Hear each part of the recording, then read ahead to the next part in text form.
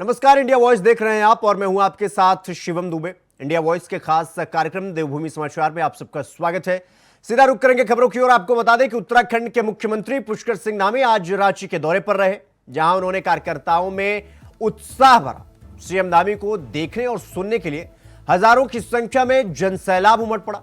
CM Dhami ने भाजपा प्रत्याशी संजय सेठ को प्रचंड मतों से विजयी बनाने की अपील की। साथ ही उन्होंने यह भी कहा कि विकसित भारत के लिए मोदी जी को तीसरी बार प्रधानमंत्री बनाना बेहद जरूरी।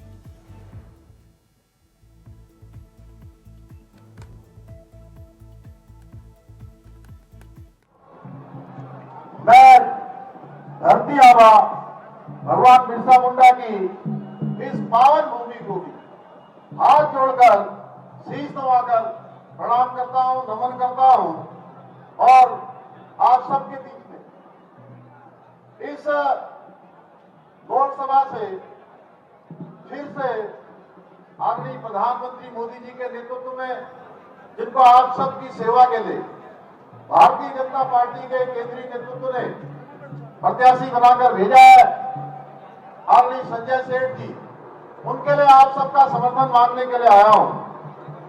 और आप सबका ये उत्साह, ये आप सबकी ऊर्जा और संजीव जी का आपको इस मंच से जोड़े रखने का अद्भुत काम देखकर मैं पिछले 2 घंटे की उपस्थिति में ये कह सकता हूं कि अभी अनेक वक्तागण यहां से बोल रहे थे और सब कह रहे थे कि इस बार ऐतिहासिक जीत होने वाली है।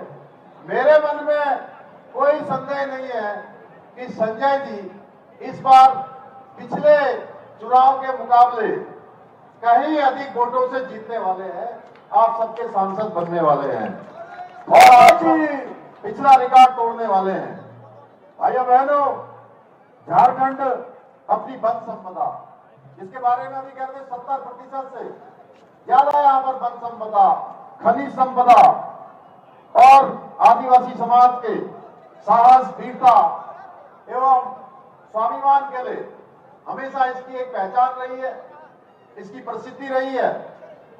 और जब भारत में आजादी का आंदोलन प्रारंभ ही नहीं हुआ था, उस समय अंग्रेजों के खिलाफ किसी ने प्रखरता से आवाज उठाई थी तो वो हमारे आदिवासी भाइयों ने उठाई थी। लेकिन देश आजादी के 60 सालों तक, 62 सालों तक जिन्होंने देश के अंदर शासन किया, जिन्होंने देश की हुकूमत चलाने का काम किया, उन्होंने कभी आदिवासी समाज की कोई सुध नहीं ली। केवल भारतीय जनता पार्टी ही एकमात्र राजनीतिक दल है जो आदरणीय नरेंद्र मोदी जी के नेतृत्व में, जिसने हर वंचित वर्ग के विकास का बीड़ा उठाया, एक संकल्प लिया, हर वर्ग के उत्थान के लिए काम किया। भाइयों बहनों, अभी हमारे सभी मेरे से पहले बोलने वाले सारे वक्तागण यहां से बोल रहे थे कि हम सबको सौभाग्य प्राप्त हुआ, चाहे वो इस झारखंड के लोगों का हो या देवभूमि उत्तराखंड के लोगों का। एक ही समय में दोनों राज्यों का गठन हुआ, यह हमारे लिए एक समानता की बात है। बल्कि दोनों राज्यों की जो परिस्थितियां भी है वह भी एक समान है। जहां इस राज्य की वन संपदा 70% है, वहीं उत्तराखंड भी 70% से ज्यादा वनों से आच्छादित है, नदियों से आच्छादित है, पर्वतों से आच्छादित है। राज्य में निर्माण से पूर्व भौगोलिक परिस्थितियों के कारण हमारे दुर्गम पहाड़ी क्षेत्रों और आपके जो घने क्षेत्र हैं, उन क्षेत्रों तक विकास नहीं पहुंच पाता था। इससे एक बहुत बड़ा वर्ग विकास से वंचित रह जाता था, मुख्य धारा में आने से वंचित रह जाता था।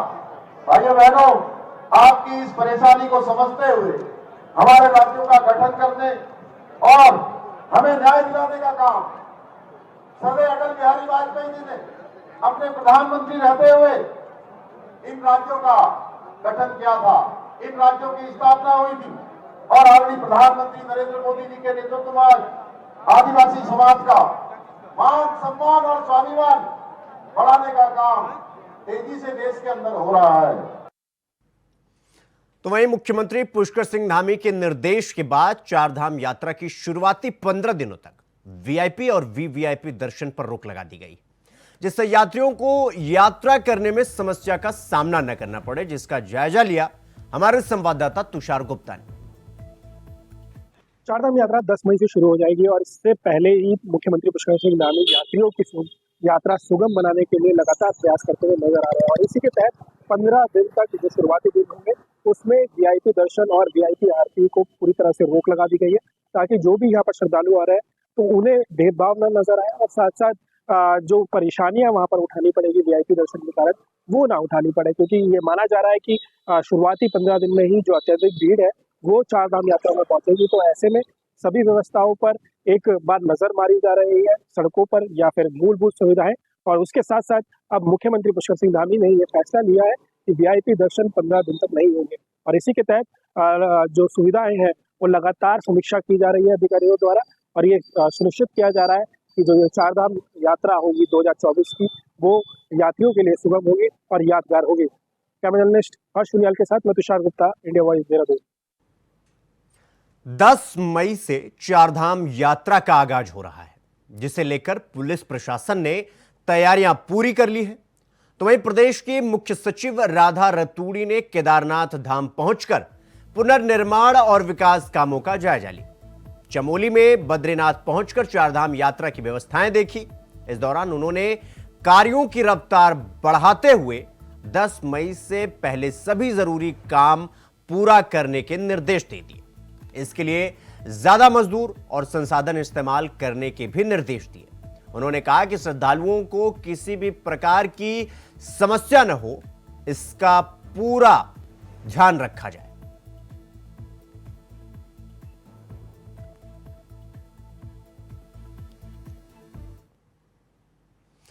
प्रदेश में आगामी चारधाम यात्रा को सुरक्षित बनाने को लेकर लोक निर्माण विभाग ने अपनी तैयारियां पूरी कर ली हैं।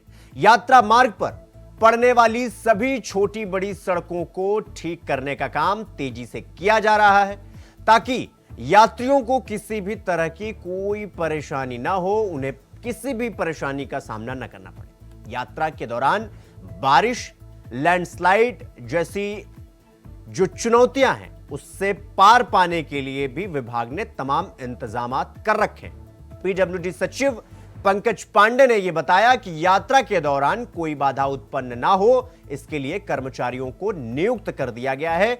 जितनी मशीनों की आवश्यकता है उनका इंतजाम भी यात्रा मार्ग पर कर दिया गया है। कोई भी समस्या आने पर तुरंत ही उस समस्या का निदान होगा और जरूरी कार्रवाई की जाएगी। जो कि जल्दी ही प्रारंभ होने वाली है, 10 मई को कपाट खुल रहे हैं और हम लोग लगातार तैयारियां कर रहे हैं। अपनी काफ़ी सारी सड़कों पे हमने काम कर लिया है। कुछ लॉन्ग टर्म प्लान्स हैं हमारे, जिस पे काफ़ी सालों से काम चल रहा है, जिसमें जो लैंडस्लाइड की ट्रीटमेंट करते हैं हम लोग, जोशीमठ से हमारा बद्रीनाथ धाम का जो रोड है, इसी तरीके से बड़कोट से यमुनोत्री का जो स्ट्रेच है, धरासू से ये गंगोत्री का स्ट्रेच है, ये लॉन्ग टर्म काम है जिसपे कि काम स्टार्ट कर दिया गया है। थोड़ा उसमें समय लगने की संभावना है, लेकिन उसकी जो सतह है, जो सरफेस है, जो ड्राइविंग क्वालिटी चाहिए, उस पर काफ़ी हद तक हमने सुधार किया है और जहाँ पे कोई माइनर इश्यूज थे जो रिपेयर करने थे वो हम लोगों ने कराया है। केदारनाथ धाम जाते समय जो गुप्त काशी से कुंड के बीच का जो स्ट्रेच था उसको हमने पूरा नया बना दिया है। इसके अलावा और कई काम सैंक्शन किए गए हैं जिससे कि यात्रियों को असुविधा ना हो, और हम लोग का प्रयास रहेगा कि कोई मौसम में भी अगर कोई प्रॉब्लम आती है तो उस टाइम भी रोड बंद नहीं हो, लोगों को ज़्यादा से ज़्यादा सहूलियत हम लोग प्रदान कर सकें। उसके लिए अल्टरनेटिव रूट्स प्लान किए गए हैं।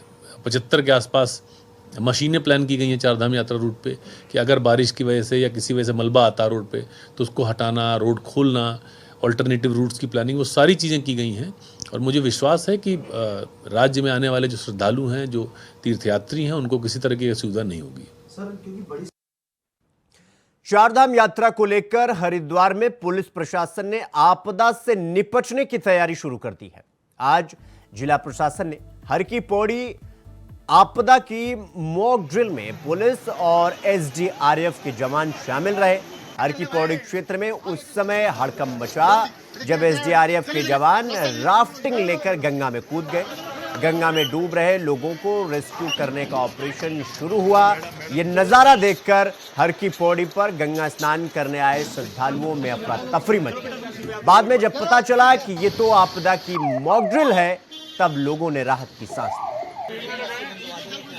सर एसडीआरएफ ये कंबाइंड रेस्क्यू था, इसमें क्या बोलते हैं एनडीआरएफ हो गया और प्रशासन हो गया, एसडीआरएफ हो गई, सारी टीमें थी। तो हमारे द्वारा कुल 9 लोगों को अभी तक बचाया गया है। काफ़ी नदी में भी डूब गए थे व्यक्ति, उनका एसडीआरएफ राफ्ट तुरंत त्वरित कार्रवाई करते हुए तुरंत हमने उनको कम से कम 7 लोगों को बचाया और 2 लोग हमें नज़दीकी क्या बोलते घाट पर घायल मिले, उनको CPR देके और उनके जो पानी पुनी का जो प्रोसीजर था पेट से निकाल के उनको हमने हॉस्पिटल पहुंचाया एम्बुलेंस के माध्यम से। क्या हुआ था यहाँ पर, आखिर हुआ क्या था? सर ये पानी का स्तर बढ़ गया था, तो एकदम अफरा तफरी में लोग भागने लगे इधर उधर, इसी से यार ये थोड़ा सा। जी सर। तो वहीं चारधाम यात्रा के मद्देनजर और प्राकृतिक आपदाओं से निपटने के लिए व्यापक मॉक ड्रिल का आयोजन किया गया, जिसमें कई आपदाओं से निपटने की तैयारी की गई। देहरादून GGIC में भूकंप और यात्रा मार्ग पर बस दुर्घटना जैसी स्थितियों का सामना करने के लिए तैयारियां की गई। इस दौरान बचाव दल और आपदा प्रबंधन की टीमों ने काम किया और कई आपदा प्रतिक्रिया तकनीकों का प्रदर्शन भी किया। इस मॉक ड्रिल का लक्ष्य आपदा के समय सभी विभागों के बीच सामंजस्य बनाना है और आपदा प्रतिक्रिया तंत्र को मजबूत करना है। यहाँ पर जो है आज चारधाम यात्रा के जो है परिप्रेक्ष्य में जो है एक मॉक एक्सरसाइज का यहाँ पर जो आयोजन किया गया था, जिसमें कि अर्थक्वेक जो है विषय था। इसमें एनडीआरएफ, एसडीआरएफ, सिविल डिफेंस और इसके अलावा और भी जो अन्य जो शासन के वो विभाग हैं उन्होंने इसमें पार्टिसिपेट किया। यहाँ पे बताया गया कि 5-6 विक्टिम हैं, उनको हमारी टीम द्वारा यहाँ पर उनको निकाला गया और उसके बाद उनको फर्दर जो है हॉस्पिटल के लिए रेफर करवा दिया गया। इस पूरी मॉक ड्रिल में किस तरह का तालमेल देखने को मिला सर? अब तालमेल के लिए एक्चुअली में इसमें ऑब्जर्वर नियुक्त किए गए हैं, तो मेरा उस विषय में कहना उचित नहीं होगा क्योंकि मैं इसमें खुद ही प्रतिभागी हूं और ऑब्जर्वर ही इस बारे में जो है अच्छा आपको बता पाएंगे। बाकी कुल मिलाकर जो भी हमारे बीच में तालमेल था सभी डिपार्टमेंट्स के बीच में काफ़ी अच्छा था। जैसे कि चारधाम यात्रा है और उसी परिप्रेक्ष्य में अगर कोई दिक्कत कभी आती है, कोई आपदा आती है, उसको लेकर के मॉक ड्रिल था और उसी क्रम में एक मॉक ड्रिल इस रूप में था कि भूकंप आया है प्रदेश में और उसमें GGIC से भी एक सूचना मिली है कि जिसमें कुछ बच्चे उनके ट्रैप हुए थे। चूँकि मैं उसमें इंसिडेंट कमांडर था तो मुझे भी 9:45 पे जैसी सूचना मिली तो मैं मौके पर आया। मौके पे जो स्थितियाँ मैंने देखी उसके अकॉर्डिंग जो कुछ संभावित थे कि कुछ कमरे जो लेंटर झुक गए हैं और 2 कमरे ऐसे पैक्ड हो गए, उसमें कुछ बच्चे ट्रैप होंगे। उनके लिए फिर मैंने जो अपना DOC होता है, DOC के लिए डिमांड की, जिसमें मैंने लोकल पुलिस, रेवेन्यू और सिविल डिफेंस और आवश्यकता के हिसाब से SDRF और NDRF को कॉल किया। उत्तराखंड राज्य अति संवेदनशील क्षेत्र में आता है। जोन 5 के क्षेत्र में आने से उत्तराखंड राज्य में भूकंप या जो प्राकृतिक आपदाएं वो सबसे ज्यादा आती है। ऐसे में एहतियात के तौर पर बचाव राहत के काम सबसे ज्यादा जल्दी यहाँ पर हो सके उसके लिए लगातार प्रशासन हरकत में आता रहता है। आज पूरी तरह से एक मॉडल यहाँ पर की गई, यानी राज्य में अगर तीव्रता का भूकंप आता है जिससे कई लोग आ सकते, तो ऐसे में उनसे कैसे बचाव काम यहाँ पे किया जा सकता है, कैसे कम से कम समय में लोगों को बचाया जा सकता है, उन सब चीजों का अभ्यास यहाँ पर किया जाए। यानी चिन्हित चाहे वो स्कूल हो, अस्पताल हो या भी ऐसे इलाके हो, उन जगहों पर कैसे राहत बचाव के काम में तेज गति से किए जा सकते हैं, उसको लेकर यहाँ पर अपने पूर्वाभ्यास यहाँ पर किया गया। उसमें SDRF की टीमें भी शामिल थी, पुलिस प्रशासन की टीमें भी शामिल थी, राहत बचाव की टीमें भी शामिल थी। कि लगातार फील्ड टॉक के माध्यम से भी एक्सरसाइज होती रही है। कोशिश यही है सरकार और प्रशासन की कि राज्य में अगर इस तरह की आपदाएं आती है, प्राकृतिक कोई भी आपदा है, तो लोगों को बचाया जा सके और उसके लिए जो रेस्पॉन्स टाइम है वो सबसे कम यहाँ पर हो, उसके लिए कोशिश लगातार होनी चाहिए। India wise Dehradun. खबरों में आगे बढ़ेंगे। आपको बता दें कि उत्तराखंड प्रशासन ने राजपाल लेघा को खनन विभाग का नया निदेशक बनाया है।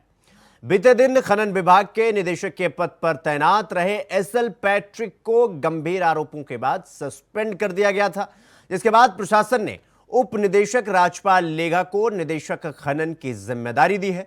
चार्ज संभालने के बाद राजपाल लेघा ने यह कहा कि खनन विभाग के राजस्व की बढ़ोतरी करने के साथ ही विभाग की छवि को बेहतर करने की ओर काम किया जाएगा।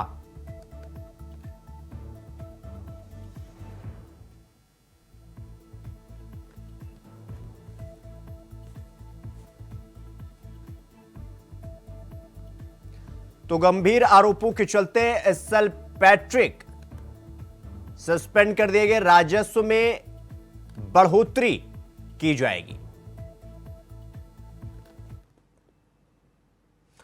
फायर सीजन की शुरुआत में ही उत्तराखंड में 900 से ज्यादा हेक्टेयर जंगल जलकर खाक हो गए हैं, जिससे वन कर्मियों की रातों की नींद उड़ गई है। तो वहीं आग की समस्या पर फिलहाल काबू पाने की कोशिश की जा रही है। आपको बता दें कि जागेश्वर रेंज के अल्मोड़ा के चामी क्षेत्र में फैली वनाग्नि को काबू में कर लिया गया है। इस पर ज्यादा जानकारी दे रहे हैं हमारे सहयोगी संवाददाता तुषार गुप्ता ने। तो 900 हेक्टेयर जंगल जलकर खाक हो गए हैं और जिस तरीके से वनाग्नि की जो घटनाएं हैं वो लगातार उत्तराखंड में बढ़ रही हैं, जिससे 900 हेक्टेयर जंगल जलकर राख हो गए हैं।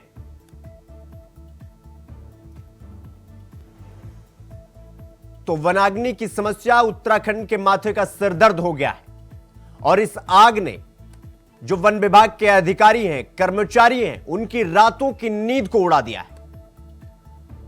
और एक के बाद एक जिस तरीके से घटनाएं सामने निकल कर आई, उत्तराखंड के जंगल आग के हवाले हो गए।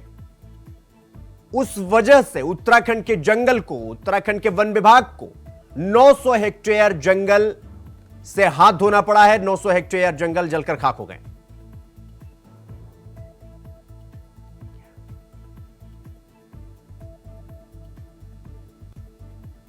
समस्या लगातार बढ़ती हुई नजर आ रही है। अगर 24 घंटे की बात करूं तो 40 घटनाएं नई सामने आई, जिसमें से 46 हेक्टेयर जंगल एक बार फिर जलकर राख हो गया है। और इसमें से अगर मैं बात करूं तो 26 घटनाएं गढ़वाल की है और बाकी 14 घटनाएं कुमाऊं क्षेत्र की है। और सबसे ज्यादा नुकसान जहां पहुंच रहा है वो कुमाऊं क्षेत्र में देखने को मिल रहा है, लेकिन जो गढ़वाल रीजन है वो भी इसकी जद में आ रहा है। क्योंकि अगर पूरे प्रदेश की घटनाओं की बात करूं अब तक तो 700 से अधिक जो घटनाएं हैं वो देखने को मिली है और 900 से अधिक जो हेक्टेयर है जंगल वो जलकर राख हो चुका है। तो कहीं ना कहीं जो निजी संपत्ति है और जो सरकारी संपत्ति है उसको नुकसान पहुंचता हुआ लगातार नजर आ रहा है। और हर साल यही समस्या उत्तराखंड में देखने को मिली है, लेकिन क्या सरकार के पास कोई प्लान होगा? क्योंकि अभी तो गर्मियां शुरू होगी और आने वाले समय में जो वन अग्नि की समस्या है वो और बढ़ने वाली है। तो ऐसे में चुनौतियां बहुत है, कर्मचारियों की बहुत जरूरत है। तो ऐसे में वन विभाग को अपनी कमर कस लेनी चाहिए और इसके संविधान के लिए लगातार कोशिश करनी चाहिए।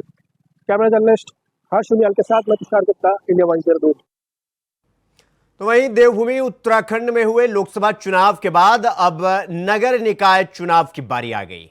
लोकसभा चुनाव के दौरान उत्तराखंड में कम मतदान प्रतिशत को देखते हुए स्थानीय पार्टी यूकेडी नाराज नजर आ रही है। इस बात को लेकर यूकेडी के केंद्रीय अध्यक्ष पूरन सिंह कठैत ने कहा कि लगभग 35 गांवों ने चुनाव का बहिष्कार कर दिया, क्योंकि कहीं पर सड़क न होना तो कहीं पर पानी नहीं होने की वजह से उत्तराखंड की जनता त्रस्त हो गई है। साथ ही उन्होंने कहा कि लोगों के अंदर अपना जनप्रतिनिधि चुनने के लिए अब उत्साह दिखाई नहीं दे रहा है, जो आने वाले नगर निकाय चुनाव के लिए अच्छा संकेत नहीं है। बिल्कुल समझने वाली बात है। देखो पहाड़ में 35 गांवों ने करीबन जो है एक किस्म से बहिष्कार कर दिया। लोग त्रस्त हो गए हैं क्योंकि माने कहीं रोड नहीं है, कहीं पानी नहीं है, कुछ न कुछ मुद्दों को लेकर लोगों ने जो है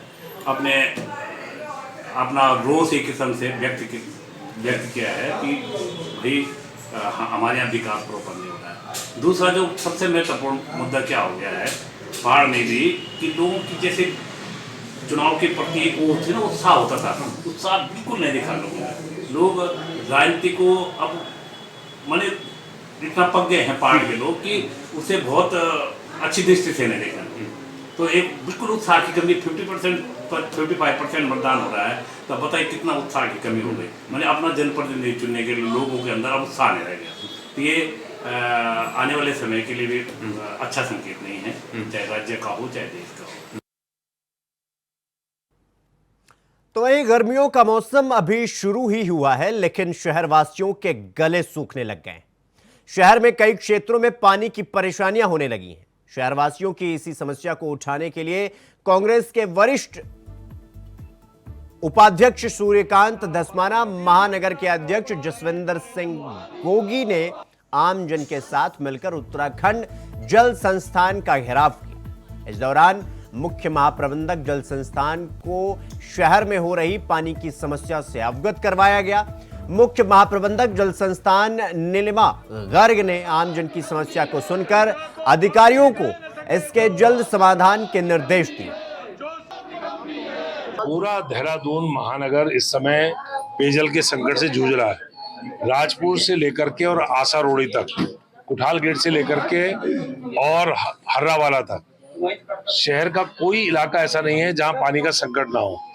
आज महानगर के अध्यक्ष जी, हमारी महानगर की महिला कांग्रेस के अध्यक्ष जी और देहरादून के तमाम वार्डों के लोग मेरे साथ यहाँ पर महाप्रबंधक के कार्यालय में आए थे और हम इसलिए आए थे आज चेतावनी देने कि देहरादून का ये जल संकट, अभी गर्मी शुरू हुई है, इतना विकराल रूप ले चुका है। अगर इसको सरकार ने और विभाग ने तत्काल इस पर कार्रवाई करते हुए इसका समाधान नहीं किया तो हम किसी भी हालत में इनको, अधिकारियों को चैन से नहीं बैठने देंगे। तो देवभूमि समाचार में फिलहाल अभी के लिए बस इतना ही। देश और दुनिया की तमाम खबरों को देखने के लिए देखते रहिए इंडिया वॉइस। नमस्कार।